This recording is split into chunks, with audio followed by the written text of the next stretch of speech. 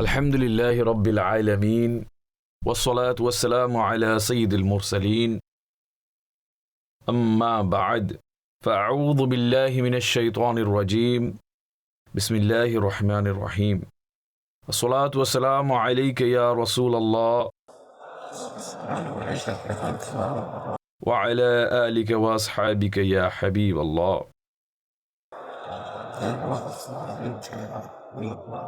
الصلاة والسلام عليك يا نبي الله وعلى آلك وأصحابك يا نور الله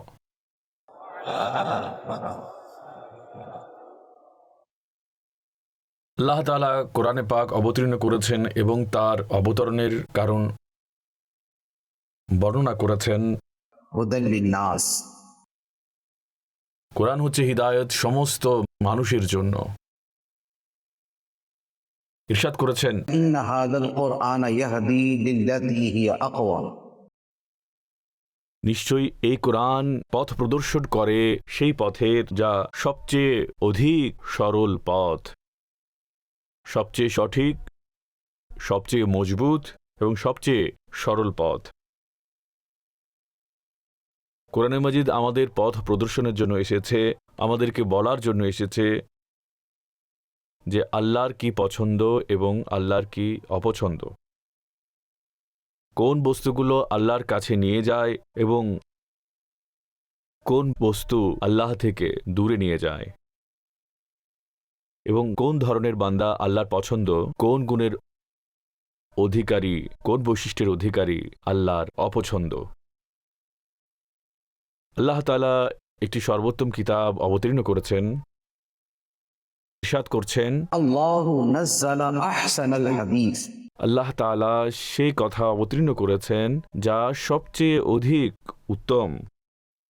এই সবচেয়ে উত্তম কথা শেখাই যে বান্দা যদি আল্লাহর দরবারে সর্বোত্তম বান্দা হতে চায় তাহলে কি করতে হবে, অথবা আল্লাহর দরবারে যারা সর্বোত্তম বান্দা তারা কারা। এমনিতেই পুরো কোরআনের যেটা মৌলিক এবং বুনিয়াদি বিষয় রয়েছে তা হচ্ছে এই, কিন্তু কিছু আয়াতে আল্লাহ তাআলা তুলনা করে বর্ণনা করেছেন, কম্প্যারিজন করে বর্ণনা করেছেন। একদিকে এই লোকেরা আছে, অন্যদিকে এই লোকেরা আছে, এবং আল্লাহর বারগাহে উত্তম হচ্ছে এরাই। সে আয়াত খুবই স্পষ্টতা, খুবই পরিষ্কারভাবে এটা বর্ণনা করে দেয় যে আল্লাহর বারগাহে সর্বোত্তম ব্যক্তি কে। এই ধরনের আয়াত অনেক কিছু আছে, আমি এর মধ্যে নির্বাচন করেছি। প্রথম আয়াত আল্লাহ তাআলা ইরশাদ করছেন যে সূরা জুমার আয়াত নম্বর 29, ইরশাদ হচ্ছে, ওয়ারাদাল্লাহু মাসালাল রাজুলান ফীহি শুরাকাউ মুতাশাকিসুন ওয়া রাজুলান সালামান লিরাজুল হাল ইয়াসতাবিয়ানি মাসালান। বলা হচ্ছে আল্লাহ তাআলা একজন গোলাম ব্যক্তির উদাহরণ পেশ করছেন। একটা গোলাম হচ্ছে এরকম যার মধ্যে কিছু খারাপ চরিত্র বিদ্যমান আছে। ব্যক্তি একজন, মালিক অনেকজন, আর যতগুলো মালিক আছে সবাই কুচরিত্রের। অন্যদিকে এমন একজন গোলাম ব্যক্তি রয়েছে যে কিনা একজন ব্যক্তিরই সে গোলাম। তো আল্লাহ তাআলা ইরশাদ করছেন যে হাল ইয়াসতাবিয়ানি মাসালান, অর্থাৎ উভয় গোলামের অবস্থা কি একই রকম? একজন হচ্ছে এমন যার মালিক অনেকজন এবং সবাই খারাপ চরিত্রের, এবং অন্যজন হচ্ছে মালিক একজন এবং সে খুবই সৎ চরিত্রের। যে হচ্ছে একজনের বান্দা, সে হচ্ছে সুখে আছে, স্বাচ্ছন্দ্যে আছে, সে হচ্ছে সর্বোত্তম। আর যে অনেকজনের বান্দা এবং অনেক লোকের বান্দা, তো সে কখনো একে রাজি করার জন্য যায়, কখনো ওকে রাজি করার জন্য যায়, কখনো তাকে রাজি করার জন্য যায়, কিন্তু রাজি কেউ হয় না। মৌলিকভাবে কোরআনে মাজিদে এই উদাহরণ পেশ করা হয়েছে যে মুমিন এবং মুশরিকের। মুমিন এবং মুশরিকের। মুশরিক হচ্ছে সেই, যদি সম্পদ চাই সে অমুক মূর্তির কাছে যায়, সন্তান চাইলে অমুক মূর্তির কাছে যায়, দুশ্মনের প্রতিশোধ চাইলে অমুক মূর্তির কাছে যায়, বাদল এবং বৃষ্টি চাইলে অমুক মূর্তির কাছে যায়, ফসলের উৎপাদন চাইলে তমুক মূর্তির কাছে যায়, চাকরি যদি পাওয়া না যায় তাহলে অমুক মূর্তি কাজে আসবে। তো সে কখনো এর কাছে, কখনো ওর কাছে, কখনো ওর কাছে। আরেকজন এমন রয়েছে, সে বলে যে আমার মালিক হচ্ছে সেই على كل شيء قدير।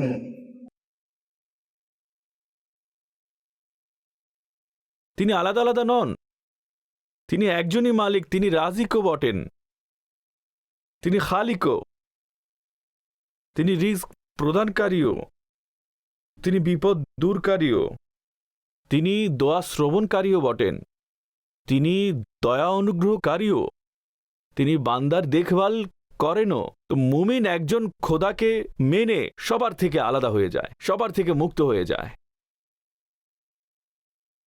আর তারপর খোদা কতই মেহেরবান, যদিও চরিত্রের শব্দ সেখানে ব্যবহার করা যায় না, কিন্তু তিনি কতই মেহেরবান, কতই পরিপূর্ণ এবং সম্পূর্ণ গুণের অধিকারী, যে তিনি রহমানও, তিনি রহিমও, তিনি রব্বুল আলামিনও, তিনি আরহামুর রাহিমিনও, তিনি খৈরুর রাহিমিনও, তিনি খৈরুর রাজিকিনও, তিনি আহসানুল খালিকিনও, তিনি হালিমও, তিনি সবুরও, তিনি শাকুরও, তিনি করিমও, তিনি মালিক হচ্ছেন সর্বগুণের। আলহামদুলিল্লাহি রাব্বিল আলামিন। সকল প্রশংসা, সকল গুণ আল্লাহর জন্য, প্রত্যেক হামদ আল্লাহর জন্য, প্রত্যেক প্রশংসা আল্লাহর জন্য, প্রত্যেক পূর্ণাঙ্গতার অধিকারী আল্লাহর জাত। সুতরাং যে সেখানে আশা করেছে, যে আল্লাহর কাছে আশা করেছে, সুতরাং সে বাকি ভিন্ন ভিন্ন জায়গার মূর্তি থেকে পবিত্র হয়ে যায়। তারপর আল্লাহ এবং আল্লাহর যে ব্যবস্থাপনা আছে, আল্লাহ সাহায্যের জন্য ফেরেশতা নাজিল করেন, যেমন ময়দানে বদর হয়েছে, আল্লাহর কাছে চেয়েছে, আল্লাহ সাহায্যের জন্য ফেরেশতা নাজিল করেছেন। সাহায্য আল্লাহর। ওয়ালাকাদ নাসরাকুমুল্লাহু বিবদর। আল্লাহ তাআলা তোমাদেরকে বদরে সাহায্য করেছেন কিভাবে? যখন তিনি ফেরেশতা নাজিল করেছেন, যখন তিনি আনজালা জুনুদান লাম তারাউহা। তিনি এমন সৈন্যবাহিনী অবতীর্ণ করেছেন যা তোমরা দেখতে পাওনি। তো একদিকে রয়েছে সেই খোদার জাত, যার সাথে বান্দা যদি সম্পৃক্ত হয়ে যায়, তো এখন হচ্ছে সেটা তার এবং আল্লাহর বিষয়, বাকিটা আল্লাহই দেখবেন। আল্লাহ তাআলা ফেরেশতা প্রেরণ করেছেন, আল্লাহ নবীর মাধ্যমে করিয়েছেন, প্রকাশ্য মাধ্যমে সাহায্য করেছেন, আল্লাহ অপ্রকাশ্য মাধ্যমে সাহায্য করেছেন। এটা হচ্ছে তার মর্জি। আর বাস্তবতা হচ্ছে এই যে যদি বান্দা বাস্তবিক পক্ষে মন ও প্রাণ দিয়ে আল্লাহর উপর ভরসা করে, তাওয়াক্কুল যদি করে, যে এমন একটি সিজদা যাকে তুমি কষ্ট মনে করো, একটি সিজদা যাকে তুমি কষ্ট মনে করো, যা হাজারো সিজদার চাইতেও তোমাকে দিতে পারে নাজাত। হাজারো জায়গায় সিজদা করা থেকে বান্দা বেঁচে যায় যখন সে রবের বারগাহে সিজদা করে। তো এটা হচ্ছে মুমিন এবং মুশরিকদের দিক থেকে। কিন্তু কোরআনে মাজিদের যে আয়াত থাকে সেটা তার সাধারণ অর্থের দিক থেকে আরও অনেক ক্ষেত্র এতে অন্তর্ভুক্ত থাকে। এ তো আল্লাহ তাআলার শুকর যে আমরা মুমিন, আমরা মুয়াহিদ, আমরা আল্লাহকে একমাত্র মাবুদ মান্য করি। লা ইলাহা ইল্লাল্লাহ আমাদের সব থেকে মৌলিক কালিমা। নবী পাক সাল্লাল্লাহু আলাইহি ওয়াসাল্লামকে बाद अज खुदा बुजुर्ग तुई किस्सा मुख्तसर মান্য করে তারপরও আমরা বলি যে বাদ আজ খুদা, খোদার বরাবর নয়, শিরককে সমান মান্য করা। আর আমরা বলি বাদ আজ খুদা, আল্লাহর পরে, আল্লাহর সমান নয়। তো আলহামদুলিল্লাহ আমরা মুমিন, আমরা মুয়াহিদ, এবং নবী পাক সাল্লাল্লাহু আলাইহি ওয়াসাল্লাম ইরশাদ করে দিয়েছেন যে আমার এই ভয় নেই যে তোমরা শিরক করবে, শিরকে লিপ্ত হবে। তো শিরক থেকে আমরা মুমিনদেরকে আল্লাহ তাআলা নিরাপদে রেখেছেন। কিন্তু এর নিচে আরও কিছু বিষয় রয়েছে আল্লাহ যেমন মাবুদ, আল্লাহ যেমন মাবুদ, তিনি ইবাদতের যোগ্য, একইভাবে তিনি এরও যোগ্য যে কেবল তারই সন্তুষ্টি যেন কামনা করা হয়, তারই সন্তুষ্টি যেন কামনা করা হয়।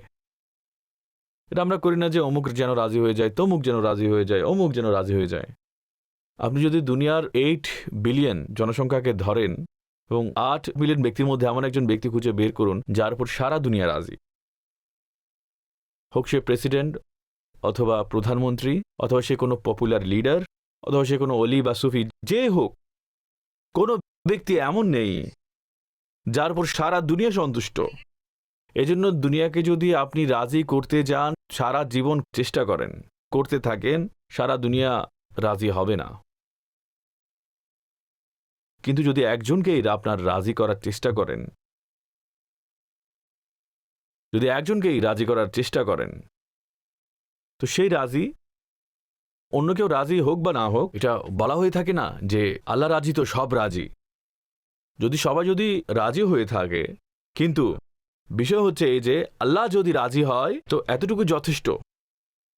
তো আল্লাহকে রাজি করার যদি চেষ্টা করি, তখন তাকে সবার উপরে স্থান দিয়ে, আল্লাহর সন্তুষ্টিকে সবার উপরে স্থান দিয়ে, তারপর প্রতিদিন প্রতিদিন অমুককে রাজি করো, অমুককে রাজি করো, অমুক নারাজ হয়ে আছে, তাহলে এর কোনো প্রয়োজন পড়বে না। সুতরাং আল্লাহ যেমন ইবাদতের যোগ্য, তিনি এই বিষয়ের হকদার যে তাকে যেন রাজি করা হয়। এবং আল্লাহ তাআলা খোদ কোরআনে ফরমাচ্ছেন, والله ورسوله أحق أن يرضوه إن كانوا مؤمنين। এবং আল্লাহর রসুল অধিক হকদার যে এই বিষয়ের যে মানুষ তাদেরকে রাজি করবে, যদি তারা ঈমানদার হয়। যদি তারা ঈমানদার হয়, তবে কে হকদার যে যাদেরকে রাজি করতে হবে? আল্লাহ এবং আল্লাহর রসুল। তো যদি বান্দার নজর এদিকে থাকে যে বাস আল্লাহ রাজি হোক, অন্য কারো পরোয়া নেই, তো আপনি বিশ্বাস করুন যে মানুষও তার উপর রাজি হয়ে যাবে। তখন মখলুকের রাজি হওয়া আল্লাহর রাজি হওয়ার অনুগামী হয়। তো আমি তো এই যে আয়াত পড়েছি, এই আয়াত থেকে জানা গেল আল্লাহর সন্তুষ্টি এবং আল্লাহর রসুলের সন্তুষ্টি এক। আল্লাহ কি ইরশাদ করেছেন? والله ورسوله। এবং আল্লাহ এবং আল্লাহর রসুল এই কথার অধিক হকদার যে মানুষ তাদেরকে রাজি করবে। তো এ থেকে জানা গেল যে আমরা তৌহিদের, শিরকের অথবা আল্লাহর একত্ববাদের কথা বলি, তো সেখানে আল্লাহর মাহবুবকে পৃথক করে নয়, বরং কেবলমাত্র মাবুদ হওয়ার বৈশিষ্ট্য ব্যতীত সকল আনুগত্যে রসুল খোদার সাথে রয়েছেন। রসুলের সন্তুষ্টি আল্লাহর সাথে রয়েছে এবং অন্যান্য আরও অসংখ্য বিষয়ের মধ্যে যেটা রসুলের মাকাম রয়েছে সেটা আল্লাহর সাথে হয়ে থাকে। যেমন এখানে সন্তুষ্টির কথা বলা হয়েছে, যেমন ইতাআতের ব্যাপারে, আনুগত্যের ব্যাপারে কোরআনের কত আয়াত রয়েছে। من يطع الرسول فقد أطاع الله। যে রসুলের আনুগত্য করে নিশ্চয়ই সে আল্লাহর আনুগত্য করে। রসুলের আনুগত্য আল্লাহর আনুগত্য, রসুলের সন্তুষ্টি আল্লাহর সন্তুষ্টি, রসুলের মোহাব্বত আল্লাহর মোহাব্বত।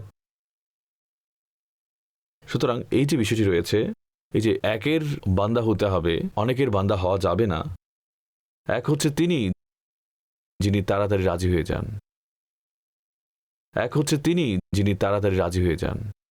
অন্যদিকে সারা জীবন রাজি করতে থাকলেও কিন্তু সুযোগ পেলে তারা পালিয়ে যায়।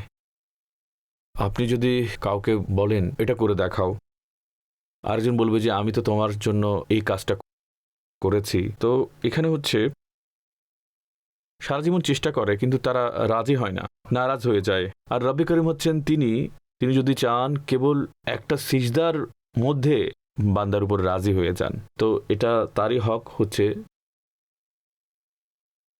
যে তার উপর রাজি হওয়া। একইভাবে যেভাবে আল্লাহ ইবাদতের যোগ্য, একইভাবে তিনি এই বিষয়েরই যোগ্য যে কেবল তাকে যেন ভয় করা হয়, ভয় তারই হোক। আল্লাহ ইরশাদ করেন, فلا تخشوهم واخشوني। তোমরা মানুষকে ভয় পেও না, আমাকে ভয় পাও। সুতরাং ভয়ও আল্লাহর জন্য হতে হবে। যা করতে হবে তা আল্লাহকে ভয় করে করতে হবে, তার ভয়কে সামনে রেখে করতে হবে। আল্লাহর ভয় যদি অন্তরে থাকে তাহলে এই সকল গুনাহ চলে যাবে, অপরাধ চলে যাবে।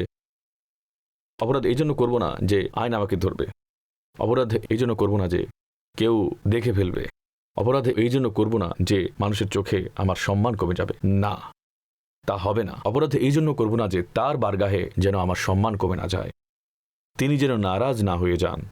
তার ভয়ের কারণে গুনাহ করব না, তার ভয়ের কারণে গুনাহ থেকে দূরে থাকব। একইভাবে সম্মান অর্জনের জন্য মানুষ দুয়ারে দুয়ারে ঘোরে, বড় বড় মানুষের সাথে উঠে বসে দেখা করে, কেন? কোনোভাবে যেন সম্মান পায়। আল্লাহ তাআলা ইরশাদ করেন, أيبتغون عندهم العزة তোমরা কি মানুষের কাছে সম্মান তালাশ করছো? فإن العزة لله جميعا সুতরাং নিশ্চয়ই সকল ইজ্জতের মালিক আল্লাহ, সকল সম্মানের মালিক আল্লাহ, সকল সম্মানের মালিক আল্লাহ। সুতরাং এদিক সেদিকে গিয়ে সম্মান তালাশ করবেন না, সম্মান তার কাছে তালাশ করুন যিনি সকল ইজ্জতের মালিক, আর যার শান হচ্ছে تعز من تشاء وتذل من تشاء তিনি যাকে চান ইজ্জত দান করেন এবং যাকে চান অপদস্থ করে দেন। সুতরাং এটা হচ্ছে একটা বিষয় যেটা কোরআনে পাকে বর্ণিত হয়েছে। আল্লাহ তাআলা উদাহরণ পেশ করেছেন একজন গোলামের যার অনেক কুচরিত্রবান মালিক রয়েছে, আর দ্বিতীয় ব্যক্তি হচ্ছে যে সেই সঠিক সুস্থ একেবারে একজনের জন্য। এরা দুজন কি সমান? তো এই দুজনের অবস্থা সমান নয়। তো আমাদের তা হতে হবে যা হচ্ছে একজনের। আমাদের অন্তরে ভয়, ডর, সন্তুষ্টির আকাঙ্ক্ষা কেবল সেই এক আল্লাহর জন্য, ভরসা তাওয়াক্কুল সেই এক আল্লাহর উপর, ভয়, ভালোবাসা, আকাঙ্ক্ষা সবই সে আল্লাহর জন্য। তো তখন আমরা গিয়ে আল্লাহর উত্তম বান্দার মধ্যে অন্তর্ভুক্ত হব। এরপরে আরেকটি তুলনা রয়েছে, আরেকটি আয়াত মুবারাকা রয়েছে। আল্লাহ তাআলা ইরশাদ করেন, وضرب الله مثلا رجلين احدهما ابكم لا يقدر على شيء وهو كل على مولاه اينما يوجهه لا ياتي بخير هل يستوي هو ومن يامر بالعدل وهو على صراط مستقيم তরজমায়ে কানজুল ইরফান। আল্লাহ দুইজন পুরুষের উদাহরণ বর্ণনা করছেন। তাদের মধ্যে একজন বোবা, যে কোনো কিছুর উপরে সামর্থ্য রাখে না, তো সে তার মালিকের উপর কেবল বোঝা মাত্র। তার মালিক তাকে যেখানে পাঠায় সে কল্যাণ নিয়ে আসে না। তো এই ব্যক্তি এবং অন্য ব্যক্তি কি, যে ন্যায় বিচারের নির্দেশ দেয় এবং সে সরল পথের উপরও আছে, তারা দুইজনে কি সমান? এখানে যে উদাহরণ পেশ করা হয়েছে মৌলিকভাবে এটা হচ্ছে মুমিন এবং কাফিরের উদাহরণ। আর এখান থেকে যদি আরেকটু নিচে আসতে পারেন তাহলে অনুগত এবং অবাধ্যের উদাহরণ, ফরমাবরদার এবং নাফরমান বান্দার, নেককার এবং বদকারের উদাহরণ। তো এখানে যে উদাহরণ পেশ করা হয়েছে সেখানে বলা হচ্ছে কারো দুজন গোলাম রয়েছে অথবা দুজন চাকর রয়েছে। একজন চাকর হচ্ছে এরকম, সে হচ্ছে বোবা। সাধারণত যে বোবা হয় সে বধির হয়, যে বোবা হয় সে বধির হয়, এই দুজন তারা পরস্পর সম্পৃক্ত।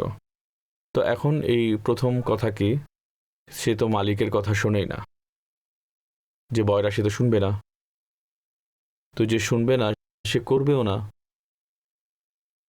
দ্বিতীয় নম্বরে একজন হচ্ছে সে বলা এবং শোনা হতে বঞ্চিত, কিন্তু তার সাথে সে আকল তার এমনভাবে অকার্যকর যে اينما يوجهه لا ياتي بخير তাকে যে কোনো কাজে পাঠানো হোক না কেন সে সেখানে কল্যাণ ব্যতীত ফেরত আসেই না, সে কল্যাণ নিয়ে আসে না।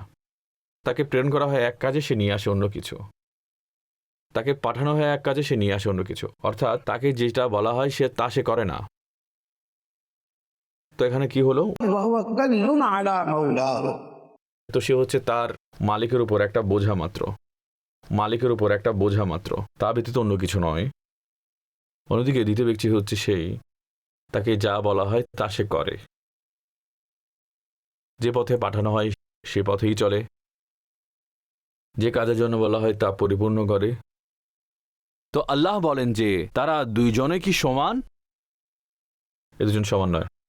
ওই যে প্রথম যে ব্যক্তি আছে সে তার মালিকের কাছে প্রিয় হবে না, আর দ্বিতীয় ব্যক্তি তার মালিকের কাছে খুব প্রিয় হবে। যদি আমাদের ফিতরাত, আমাদের নেচারের দিকে আমরা দেখি, তাহলে ওভারঅল আমরা দেখি, তাহলে বিষয়টা এরকমই।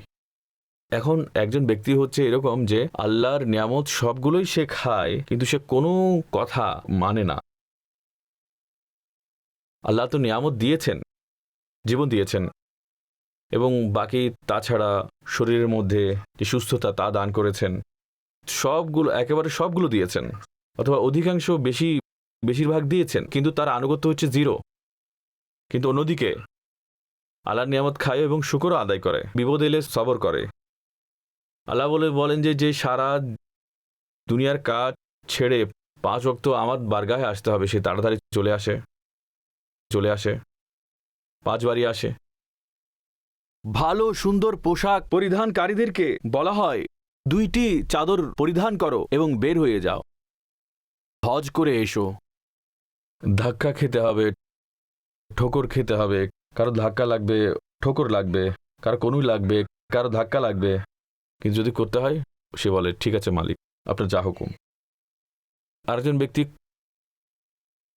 এক ব্যক্তি কোটি টাকা ইনকাম করে, তাকে বলা হয় যে তোমার সম্পদের একটি নির্দিষ্ট অংশ আল্লাহর গরিব বান্দাদেরকে বিনিময় ব্যতীত প্রদান করো, আর যাদেরকে দিতে হবে, যাদেরকে এই সম্পদ দিতে হবে, দিয়ে তাদেরকে খোটা দিও না,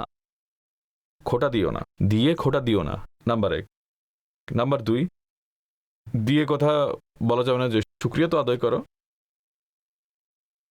নাম্বার 3, দিয়ে তাদের কাছে কোনো ক্ষতিপূরণের, কোনো বিনিময়ের, কোনো প্রতিদানের, কোনো বদলার নিয়ত করা যাবে না। কেবল দাও এবং চলে যাও। এবং তার সাথে লা তুবতিলু সাদাকাতিকুম বিল মান্নি ওয়াল আযা, এবং তাদেরকে খোটা দিয়ে আর গরিবদেরকে কষ্ট দিয়ে এবং তাদেরকে ভালো মন্দ বলে এবং তাদেরকে কষ্ট দিয়ে তোমাদের সৎকার সওয়াব বাতিল করো না। তো যখন কাউকে সৎকা দিলে তার কাছে শুকরিয়ার আশা করা যাবে না, কোনো প্রতিদানের আশা করা যাবে না, তার কাছে কোনো প্রতিদান চাওয়া যাবে না, তাকে কোনো কষ্ট দেওয়া যাবে না, তাকে কোনো ধরনের ভালো মন্দ বলা যাবে না, না তাকে জীবনে কখনো মনে করিয়ে দেওয়া যাবে না যে তোমার ওই ঘটনা হয়েছিল, আমি তোমাকে সাহায্য করেছি। কিছু করা যাবে না। বান্দা বলে যে ঠিক আছে মালিক, যা তোমার হুকুম। এরা কারা? এদের ব্যাপারে বলা হচ্ছে যে কোরআনে বলা হচ্ছে মান ইয়া'মুর বিল আদল তারা ইনসাফের সাথে চলে ওয়া হুয়া আলা সিরাতিন মুস্তাকিম, এবং তারা সিরাতে মুস্তাকিমের উপর আছে, তারা সরল পথে আছে। তো এখানে 2 ধরনের বান্দা আছে, যে একজন যে হচ্ছে কেবল বোঝা, যেমন হযরত ঈসা আলাইহিস সালামের একটি বর্ণনা আছে, তার সারসংক্ষেপ হচ্ছে এই, তার সারসংক্ষেপ এরকম, যা বাইবেলের মধ্যে বর্ণনা করা হয়েছে। কিছু লোক এমন রয়েছে যারা হচ্ছে পৃথিবীর জন্য বোঝা, কিছু লোক হচ্ছে এমন যারা পৃথিবীর জন্য বোঝা, আর কিছু লোক হচ্ছে এমন যারা মাটির জন্য লবণ। যে বোঝা সে সবার জন্য বোঝা, আর যেটা জমিনের জন্য লবণ সে হচ্ছে এরকম যে সে অন্যের জীবনে আনন্দ এবং প্রশান্তি সৃষ্টি করে। তো আমরা কারা? সেটা আমাদের আমল বলে দেবে, আমাদের মুখের কথা নয়, আমাদের আমল বলে দেবে। আমরা হচ্ছি সেই প্রকৃত মালিকের প্রত্যেকটা হুকুমের উপর মাথা নত ব্যক্তি, আগে থেকে একথা বলা ব্যক্তি, হ্যাঁ আমার মালিক, জি আমার মালিক, হ্যাঁ আমার খোদা, যা তোমার হুকুম তাই আমি করতে রাজি। অথবা তারা যারা নামাজের হুকুম দিলে এদিকে যায়, রোজার হুকুম দিলে ওইদিকে যায়, হজের হুকুম দিলে অন্যদিকে চলে যায়। সুইজারল্যান্ড ঘুরতে তো গেছে, কিন্তু মক্কা মদিনা যায়নি। 5 ওয়াক্ত নামাজের জন্য 2 ঘন্টা লাগে। 8 ঘন্টা তো তোমার অফিসে কাটিয়ে দিয়েছ, 8 ঘন্টা তো তোমার দোকান এবং শপে তো কাটিয়ে দিয়েছ, 2 ঘন্টার জন্য রবের বারগাহে মসজিদে আসো না। তো পৃথিবীর জন্য লবণ নাকি অন্যের বোঝা, সেটা আমাদেরকে বুঝতে হবে।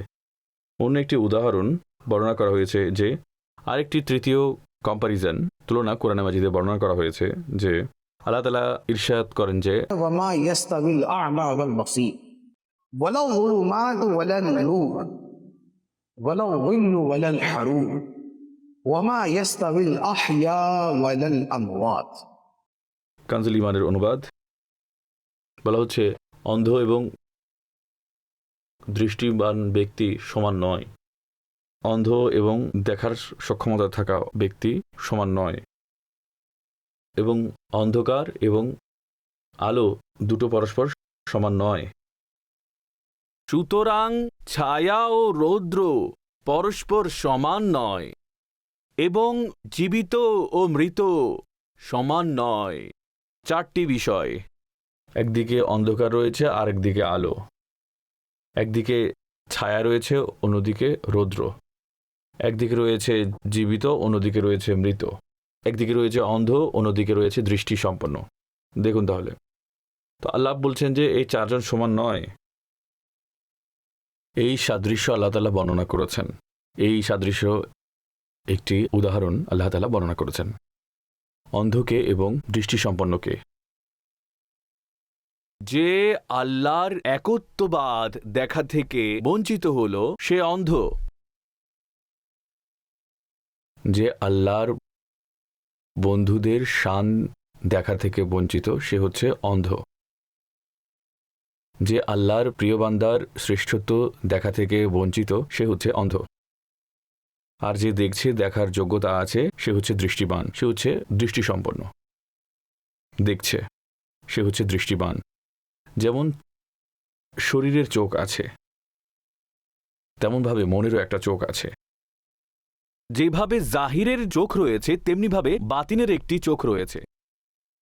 যেভাবে শরীরের চোখ থাকে একইভাবে রুহেরও দৃষ্টিশক্তি আছে, রুহেরও চোখ থাকে। একটাকে বলা হয় বাসারাত আর একটাকে বলা হয় বসিরত। বাসারাত চোখ দিয়ে পাওয়া যায়, বসিরত অন্তর থেকে পাওয়া যায়। বাসারাত তাই দেখে যা সামনে চোখে পড়ে, আর বসিরত তাই দেখে যা সামনে চোখে পড়ে না। দৃষ্টিশক্তি তো প্রাণীরও রয়েছে। কোনো প্রাণী যদি চলতে থাকে, সামনে যদি কোনো কুয়া পড়ে, হতে পারে সে পালিয়ে যাবে যেন সে পড়ে না যায়। আর যে অন্তর্দৃষ্টি বলবে যে এটা হচ্ছে কুয়া, এখানে যেও না। শরীরের যে ব্যবহার সেটা হচ্ছে বসিরত। জীবন কাটাতে হবে, যা লাভ সামনে পাও নিয়ে ফেলো, হালাল হোক হারাম হোক, এটা হচ্ছে বাসারাত। আর হালালই নিতে হবে, হারাম নেওয়া যাবে না, এটা হচ্ছে বসিরত। এটা হচ্ছে বাতিনের চোখ। একটা হচ্ছে শরীরের চোখ আর একটা হচ্ছে অন্তরের চোখ। আর যে অন্তরের চোখকে বেশি থেকে বেশি ব্যবহার করে, যে অন্তরের চোখে বেশি থেকে বেশি ব্যবহার করে, বেশি ব্যবহার মানে কি? বসিরত। বসিরত চোখকে বলে যে সেটাই দেখ যা দেখার অনুমতি রব দিয়েছেন। বসিরতের চোখ বলে যে সেই জিনিসটাই দেখ যা দেখলে রব রাজি হয়ে যায়। বসিরতের চোখ এটা বলে যে যে গায়েব, যা তুই দেখতে পাস না, يؤمنون بالغيب সেই গায়েবকেও তুই মেনে নে। আর বসিরত বলে যে না না, বসিরত বলে যে يؤمنون بالغيب من خشي الرحمن بالغيب বসিরত এটাই বলে من خشي الرحمن بالغيب যে রহমানের ভয় রাখে দেখা ব্যতীত। দেখা ব্যতীত কি? যে এখান থেকে দেখা ব্যতীত, কিন্তু এখান থেকে সে দেখেছে। তো যখন কেউ যদি তার বসিরতকে অধিকারে ব্যবহার করে তো খোদা তার অন্তরের চোখ খুলে দেয়। এই চোখ যেটাকে, যার ব্যাপারে বলা হয়েছে ইত্তাকু ফিরাসাতাল মুমিন ফাইন্নাহু ইয়ানজুরু বিনূরিল্লাহি আযজা ওয়া জাল। মুমিনের অন্তর্দৃষ্টিকে ভয় করো, কারণ সে আল্লাহর নূর দিয়ে দেখে, সে আল্লাহর নূর দিয়ে দেখে। এই ফিরাসত কি এবং খোদার নূর দিয়ে দেখা এটা কি? এটা হচ্ছে সেটাই যা হচ্ছে মদিনাতে মিম্বরে বসে হযরতে ওমরে ফারুক ইরশাদ করেন যে ইয়া সারে আল জাবাল, হে সারিয়া তুমি পাহাড়ের নিচে চলে যাও। আর এটা হচ্ছে সেই ফিরাসত, সেই ফিরাসত। আর আল্লাহর নূর দিয়ে দেখা হচ্ছে সেটাই যার ব্যাপারে সরকারে গৌসে আজম ইরশাদ করেন, নাযারতু ইলা বিলাদিল্লাহি জামআন কাখারদালাতিন আলা হুকমি ইত্তিসালি, যে আমি আল্লাহর সকল শহরকে এইভাবে দেখি যেভাবে নিজের তালুতে সরিষার দানাকে দেখি। তো এই যে দৃষ্টি আর এই যে ইয়ানজুরু বিনূরিল্লাহি আযজা ওয়া জাল, আর এই যে ফিরাসাতুল মুমিন, এটা কি? এটা তখন পাওয়া যায় যখন বান্দা বাসারাত থেকে বেশি বসিরাত দিয়ে দেখে। বাসারাতকে বাঁচায় ওই সব বিষয় থেকে যেসব থেকে বাঁচানোর জন্য আল্লাহ তাআলা হুকুম দিয়েছেন। হাদিসে মুবারাকাতে বলা হয়েছে যে নিজের চোখকে হারাম দেখা থেকে বাঁচায়, নিজের চোখে হারাম দেখা থেকে বাঁচায়, অথচ সে দেখতে সক্ষম। তো বলা হচ্ছে যে আল্লাহ তাআলা তাকে ঈমানের মিষ্টতা দান করেন, তাকে ঈমানের মিষ্টতা দান করেন। আর এটা হচ্ছে وما يستوي الأعمى والبصير, যে অন্ধ এবং দৃষ্টিসম্পন্ন সমান নয়, একইভাবে অন্ধকার এবং আলো বরাবর নয়। অন্ধকার কি? অন্ধকার এখানে মাশাআল্লাহ যারা শিক্ষার্থী বসে রয়েছেন তারা জানেন যে এই বিষয়টি, এটা হচ্ছে জামার শব্দ, জুলুমের জামা, এবং নূর হচ্ছে এক বচনের সিগা। অন্ধকার তারিক অন্ধকার বলা হয়, যেটা জামার সিগা অন্ধকার সমূহ, এবং নূরের জন্য এক বচন ব্যবহার করা হয়েছে। এটা এই জন্য ব্যবহার করা হয়েছে যে অন্ধকার অনেক, মন্দ অনেক, পথভ্রষ্টতা অনেক। সেও অন্ধকারে রয়েছে যে আল্লাহর অস্তিত্বই মানে না, যে আল্লাহর অস্তিত্বই স্বীকার করে না, নাস্তিক, দেহেরি। সেও অন্ধকারে রয়েছে যে আল্লাহর অস্তিত্ব মানে কিন্তু আল্লাহর মাহবুবকে মানে না। অনেকগুলো ধর্ম রয়েছে যারা নবী পাক সাল্লাল্লাহু আলাইহি সাল্লামকে মানে না। এর মধ্যে তারাও আছে যারা আল্লাহ এবং আল্লাহর রসুলকে মানার দাবি করে, কিন্তু মাহবুবের সাথে দিনরাত 24 ঘন্টা কাটিয়ে দেওয়া সাহাবাদেরকে তারা মানে না, সেটাও অন্ধকার। একইভাবে নবী পাক সাল্লাল্লাহু আলাইহি সাল্লাম যাদের ব্যাপারে বলেছেন যে এরা হচ্ছে আমার চোখের প্রশান্তি এবং আমার জান্নাতের ফুল এবং জান্নাতি নওজওয়ানদের সরদার,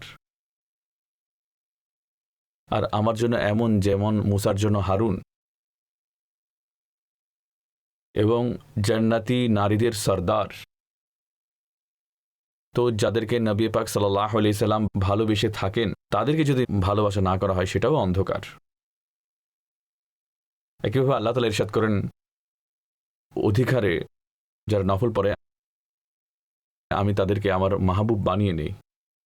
তো যাদেরকে আল্লাহ তাআলা মহব্বত করেন তাদের ব্যাপারে যারা গুস্তাখি করে, এটাও অন্ধকার, এটাও অন্ধকার।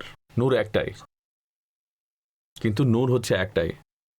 সর্বপ্রথম হচ্ছে الله نور السماوات والأرض, এবং তার থেকেই قد جاءكم من الله نور এবং সেখান থেকেই فهو على نور من ربه, এবং সেখান থেকে আছে সেই সব বুজুর্গ আলা মানাবিরা মিন নূর, যারা কিয়ামতের দিন নূরের মিম্বরের উপর থাকবে। আর তারা কারা হবেন? তারা হবেন আল্লাহর ওয়ালি, যারা আল্লাহর কারণে ভালোবাসে। তো এটা হচ্ছে কি? নূর হচ্ছে একটাই যার সামনে সকল তাজাল্লি থাকবে, কিন্তু অন্ধকার অনেক থাকবে। সুতরাং যে অন্ধকার আছে তা নূরের সমান নয়, যে অন্ধকার আছে তা আলোর সমান নয়। তো এই বিষয়গুলো সামনে বর্ণনা করা হবে। আচ্ছা, এরপর বলা হচ্ছে ছায়া এবং রৌদ্র পরস্পর সমান নয়। তো ছায়া দ্বারা কারা উদ্দেশ্য? যারা আল্লাহর রহমতের ছায়া রয়েছে।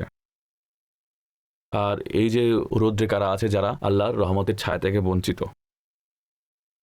তো দুনিয়াতে যারা আল্লাহ ও রসুলকে মানে তারা রহমতের ছায়ায় রয়েছে।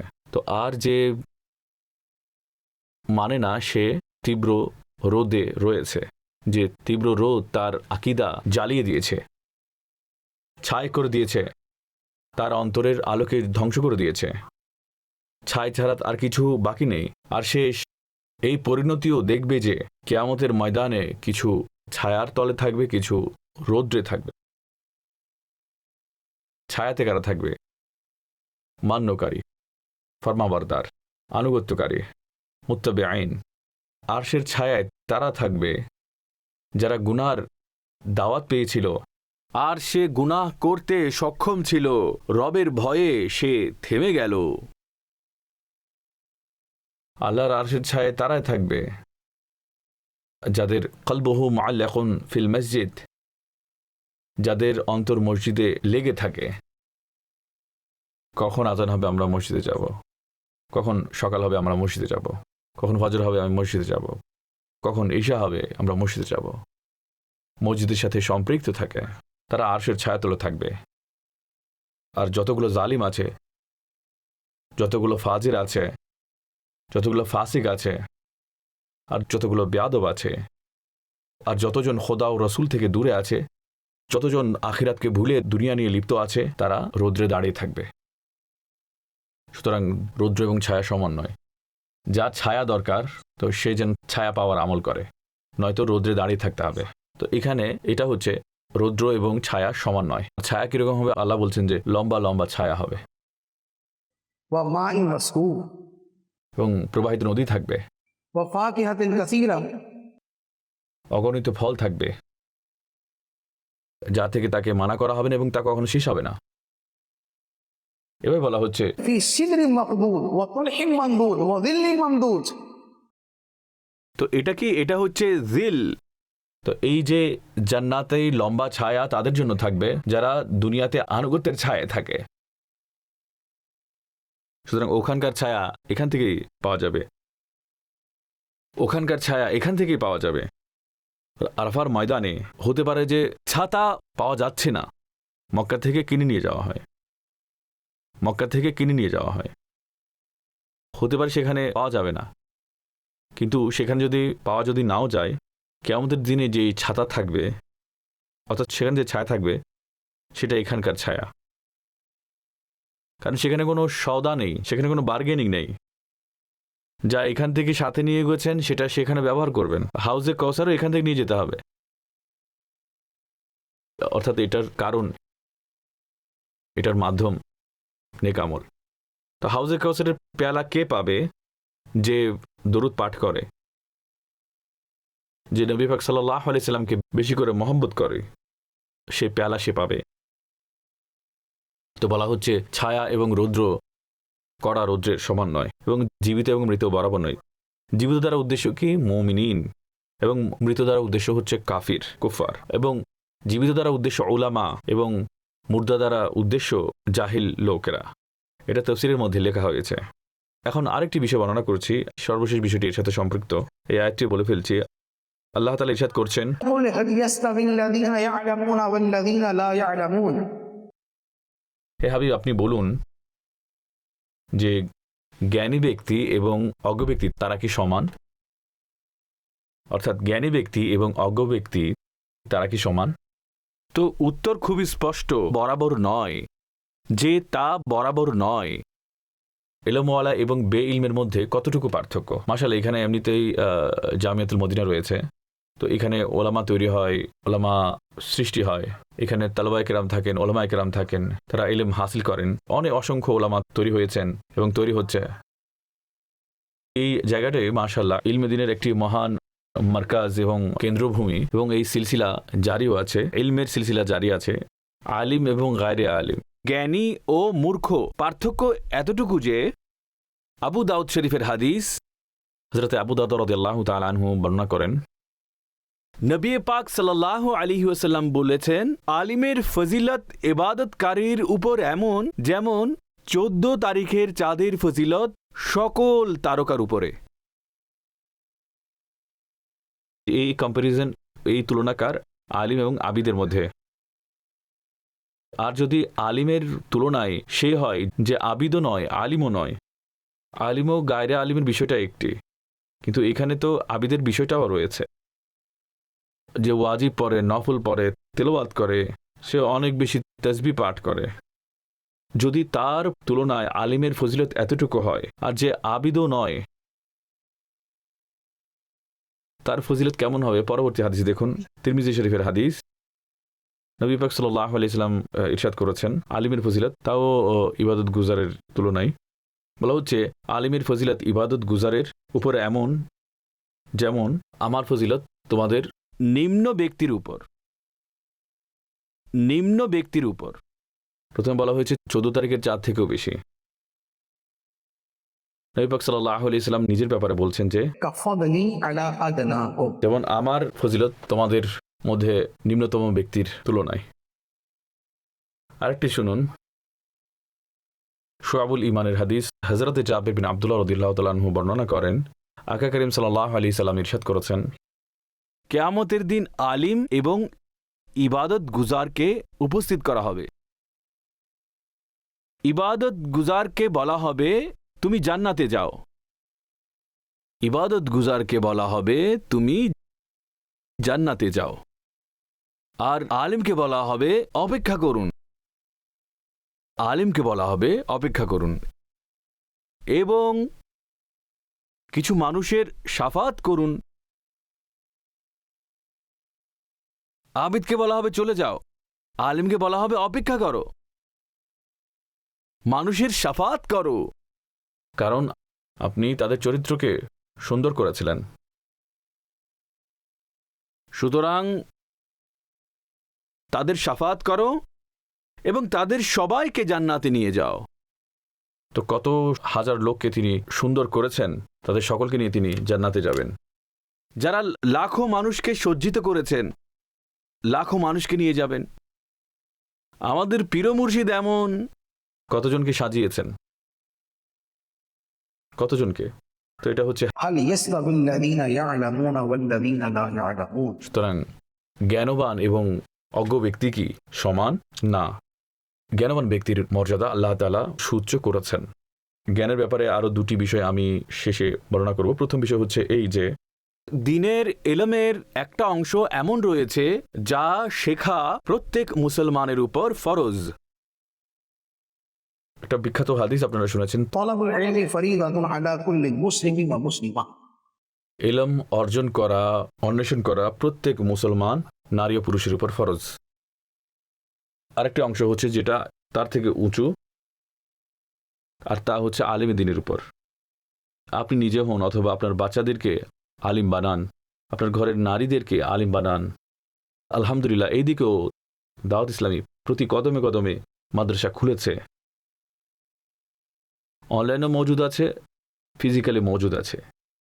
আপনারা জামিয়াতে ভর্তি হন, বাচ্চাদেরকে ভর্তি করান, আলিম বানান। ইনশাআল্লাহ আজ্জা ওয়া জাল আপনার আলিম বাচ্চা যাকে আপনি আলিম বানিয়েছেন, এটা আল্লাহর বারগাহে আপনার জন্য এমন সদকায়ে জারিয়া হবে, যখন আল্লাহর বারগাহে যাবেন তখন আমল নামায় এত নেকি দেখে বলবেন এত নেকি তো আমি করিনি, যে আপনি দেখে বিশ্বাস করবেন না। কিন্তু এই নেকি সে করেনি, এই নেকি সে করেছে যাকে আপনি আলিম বানিয়েছেন, সে আলিম অন্যদেরকে শিখিয়েছে।